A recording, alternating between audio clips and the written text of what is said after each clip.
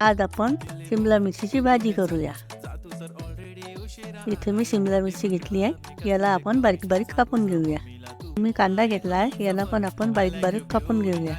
मिरची, लसूण, टमाटर धुवून घेऊया।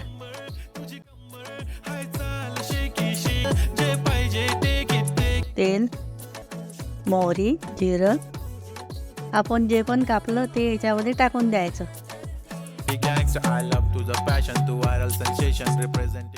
याच्यामध्ये तिखट, हळद आणि स्वादानुसार मीठ।